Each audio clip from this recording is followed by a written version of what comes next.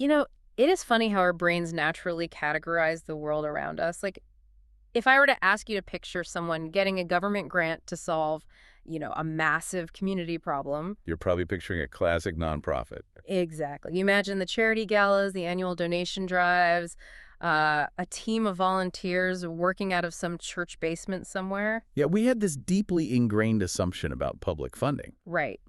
We think these multi-million-dollar funding streams exist exclusively behind this heavy door marked charities only, but today we're throwing that door wide open for you. Because that assumption is actually one of the biggest myths in business today. It really is. So our mission for this deep dive is to look directly at the 2026 Economic Data and Business Guides for California's Central Valley. We are going to show you exactly how everyday for-profit entrepreneurs can tap into billions of dollars in state funding. And you do it simply by solving the exact shortages that communities are already desperate to fix. Right. And to start, we need a shift in perspective. Yeah, it really is a profound shift once you see it clearly. Because the reality is, the state of California actually relies heavily on private businesses to fulfill its basic social services. They just don't have the capacity to do it themselves. Exactly. The government simply doesn't have the manpower, the bureaucratic agility, or the physical infrastructure to run every single program. So rather than building thousands of state-run facilities from scratch, they create this massive under-the-radar economy. They pay people to do it for them. Right. They actively incentivize and fund private enterprises to step in and do the heavy lifting. The state is essentially outsourcing the day-to-day operations of its social safety net to entrepreneurs. Okay, let's unpack this because I want to make sure you, the listener, really grasp the scale of what we are talking about here. It's massive. It is. Assuming that only nonprofits get government grants is kind of like assuming only professional. Michelin star chefs are allowed to shop at wholesale grocery stores. Oh, that's a good way to put it. Right.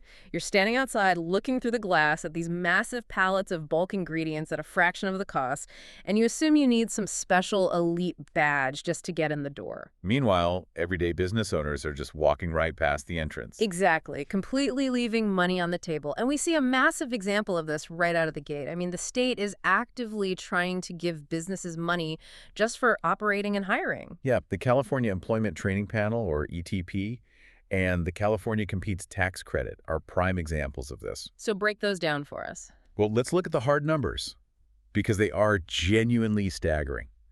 The California Competes Tax Credit offers over $180 million annually. Wow. 180 million. Yeah, and this is essentially cash value given back to companies that are creating jobs and investing locally. But isn't that just for, like, massive tech companies? That is the common misconception, but no, not at all. Hmm. Businesses of all sizes apply. The state evaluates them on pretty basic criteria like, how many jobs are you creating? What's your capital investment? And how strategically important is your service to the local region, right? Exactly. Over 1,200 businesses have already received these awards. And then you have the ETP, which just approved new funding for the 2026 to 2027 fiscal year. And they are specifically prioritizing small businesses now. Yes, small businesses and areas with high unemployment are at the top of their list. But how does the ETP actually work in practice? Because, when you hear training panel, it sounds like the state is just handing out blank checks to anyone who promises to teach their employees something. Yeah, it's definitely not a blank check. It is highly structured to create a reliable win-win scenario. Okay, how so? The state fundamentally wants a highly skilled, competitive workforce to boost the economy, but they obviously don't want to run a million individual training academies. So the mechanism is reimbursement. You pay first, they pay you back. Right. You create a California business entity, you hire workers, and you develop a training plan. Then you apply through their centralized portal, the CaliForce system. So the state is essentially agreeing to buy that training from you. Exactly. Once your employees complete the training and hit specific performance benchmarks, meaning they actually learn the skills and retain their jobs, you get the reimbursement. And the industries doing this are pretty diverse, right? Incredibly diverse. Yeah. We are talking about trucking companies teaching new safety protocols, security firms upgrading their surveillance training, manufacturing businesses teaching employees how to use automated machinery, IT firms, healthcare agencies. So you are literally getting paid to train the staff that generates your own revenue. Yeah, it's incredible. That is wild. And then there is the Jugo Biz Office, the Governor's Office of Business and Economic Development, Oh, yeah. And this represents another resource that most business owners completely ignore. because they assume government agencies only exist to collect taxes or issue fines. Right. But JuBiz provides entirely free, hands-on services. We're talking about permit navigation, site selection support, regulatory assistance, Wait, really? Free? completely free. If you're trying to expand your business and you're drowning in municipal red tape, you can literally have a state office intervene to help you figure it out, That is huge. They know exactly who to call to unblock a permit. which saves everyday founders incredible amounts of time and legal fees. Okay, hold on, though. Whenever I hear billions of dollars in government contracts, my immediate thought is red tape. Sure, that makes sense. We've established that the state wants to fund businesses, give tax credits, and pay for training. And the single largest, most overlooked buyer of services in the state is the California Department of Developmental Services, the DDS. Right, which operates through local regional centers. But if the DDS is purchasing billions of dollars of services annually, why are entrepreneurs flooding this market? Like, if the money is so good and the demand is so high, why isn't everyone doing it? There has to be a massive catch. What's fascinating here is that the catch you were talking about, that barrier to entry, is exactly what creates the long-term opportunity. Okay, explain that. Yes, there is a catch, and it's called the vendorization process. You cannot just put up a slick website on a Tuesday and start billing the state of California on a Wednesday. Right, they aren't just handing out government money to anyone with a business card. Exactly. It is an intentionally rigorous process. It requires securing specialized commercial insurance. If you're providing transportation, it requires strict vehicle compliance. Background checks too, I assume? Oh, absolutely. It mandates thorough Department of Justice background checks for all drivers and staff. Yeah. And relentless compliance with DDS regulations. That process can take months, Wow. but that rigor creates a permanent moat around your business. A moat because it naturally repels the quick buck crowd. Exactly. Because it takes serious effort and capital to get approved, the market doesn't get instantly flooded with overnight pop-up companies or, tech bros looking for a quick flip. Right. But once you commit to the process, once you are fully authorized and vendorized by a regional center, that moat protects your business. You become an integrated part of their provider network. And the revenue is pretty consistent after that. Very. Here is the crucial part. You receive continuous reimbursements because the clients you are serving, adults with developmental disabilities, are authorized for ongoing, sometimes lifelong care. So it is not a one-off transaction. Not at all. Plus, starting in 2026, new vendorization applications are being routed through a centralized, statewide provider directory system. What does that change exactly? It streamlines the discovery process. Previously, every regional center had its own fragmented list of vendors, making it hard for businesses to scale across county lines. So it was localized. Right. But the new directory makes it much easier for agencies across the state to find approved vendors. So if you hold the authorization, your visibility to the buyers just skyrocketed. That makes total sense. Let's get very specific about what these vendors are actually doing on the ground, though. What are the high-demand services that the DDS is buying every single day? Well, there are several massive categories designed to integrate adults with developmental disabilities into their communities. Okay. First, you have independent living services, or ILS. And that isn't medical care, right? Correct. This isn't medical care. This is practical, human-to-human support. An ILS provider helps adults budget their money, shop for groceries safely, manage daily living tasks like cooking and cleaning. Just maintaining their personal independence. Exactly. Then there are supported living services, SLS, which is a more intensive version of that support. For people with higher needs. Yeah, it's designed specifically to help adults remain living in their own homes rather than being placed in a state institution. And respite care is another major category we uncovered in the data, which just seems so vital. It is incredibly vital. Respite care provides temporary, crucial relief to family caregivers. Like giving them a break. Right. Imagine a mother who provides 24/7 care for her adult son with severe autism. She needs a weekend off just to sleep and recharge, or the whole family structure collapses. Yeah, burnout is very real. Exactly. So the state pays a private respite care business to send a qualified professional to take over for that weekend.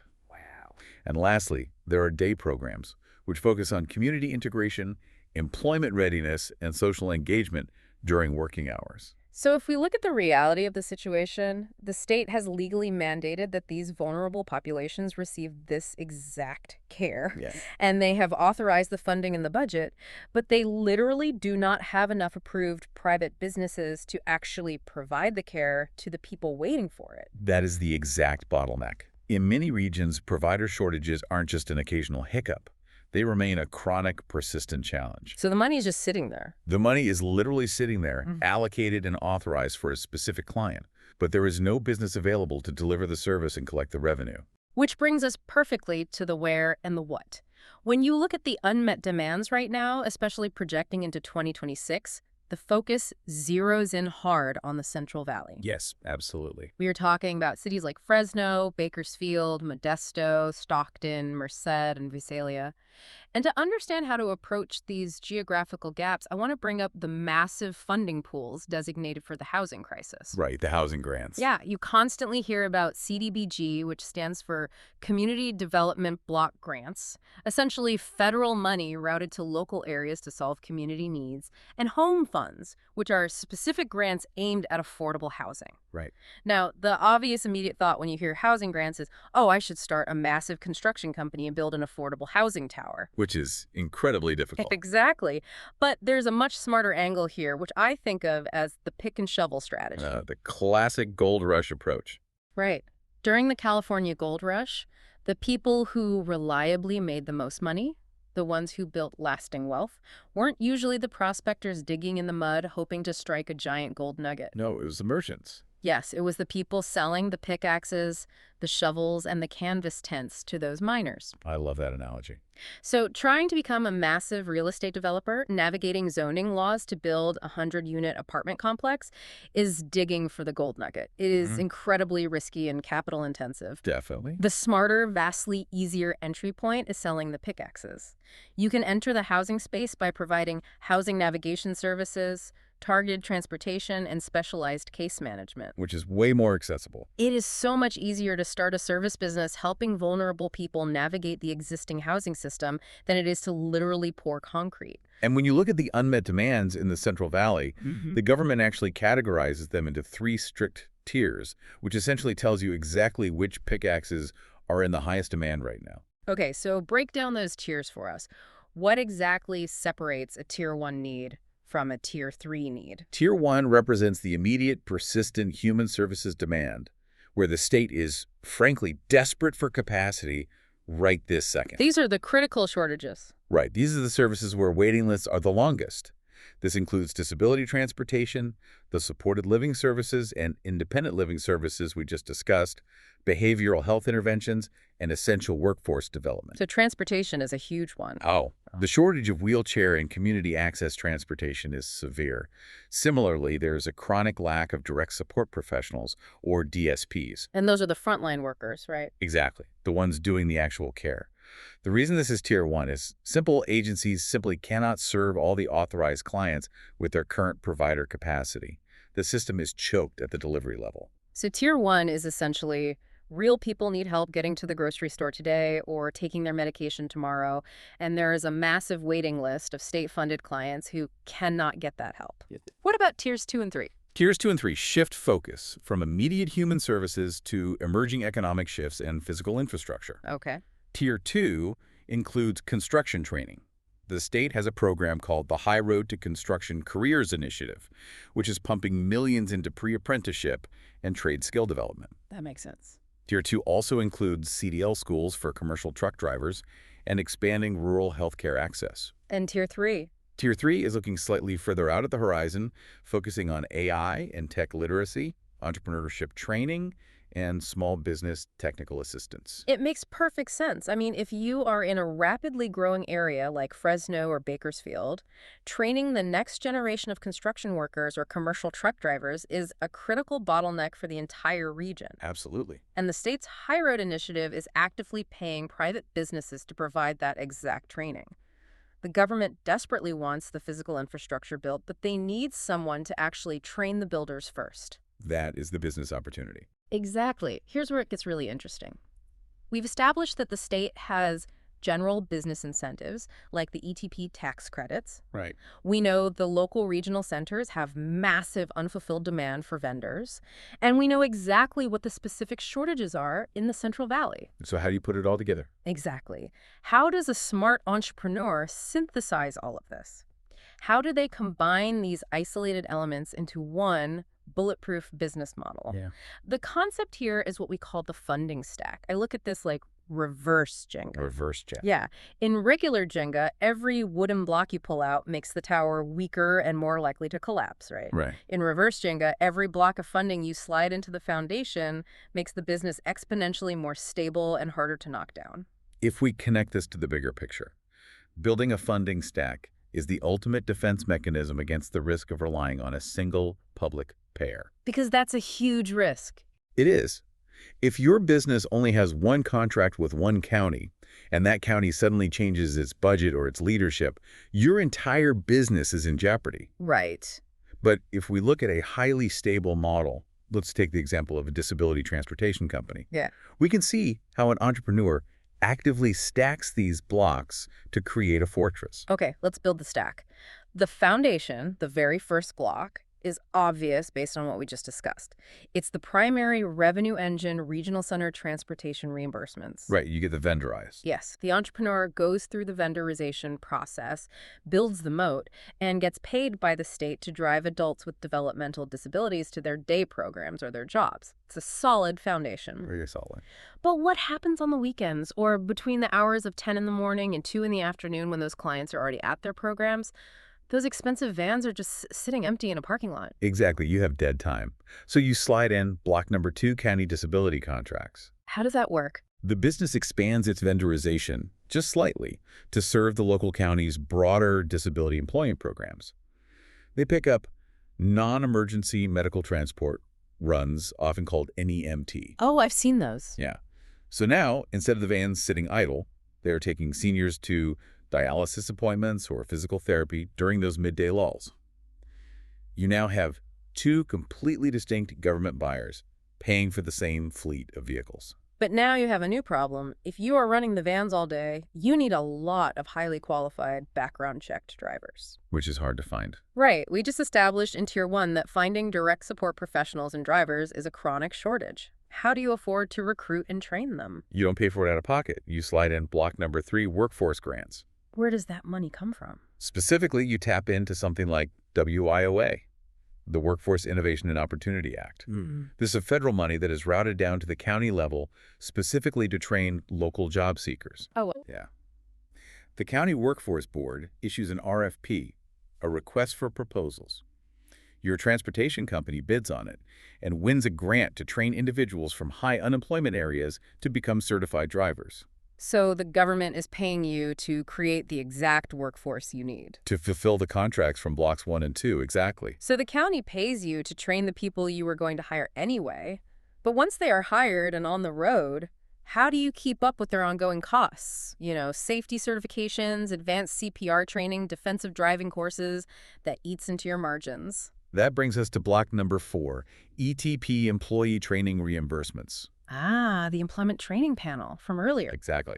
Once those newly trained drivers are hired as full-time W-2 employees of your company, you use the state ETP funds to reimburse the ongoing costs of their advanced training and certifications. Because the state wants them skilled. Right. The state wants them highly skilled, so the state reimburses you for keeping their skills sharp. Okay, the operation is humming. You have the drivers, you have the ongoing training funded, and you have 2 different agencies paying for the rides. But we are missing the biggest capital expense. The vans. Right. Wheelchair-accessible vans are incredibly expensive. How is an everyday entrepreneur paying for a fleet of specialized vehicles without taking on a crushing amount of high-interest private debt? You slide in the final piece of the foundation. Block number 5, SSBCI-backed financing. SSBCI. Yeah, that stands for the State Small Business Credit Initiative. The business uses SSBCI loan guarantees to secure the capital needed to buy the physical vans. So the government co-signs the loan. Basically, it's a federal program that backs the loan, making the bank vastly more likely to approve you at a favorable rate. And there is a crucial detail here. Like that. California received hundreds of millions in federal support for this initiative, and over $25 million of that is earmarked exclusively for technical assistance through networks like Scale.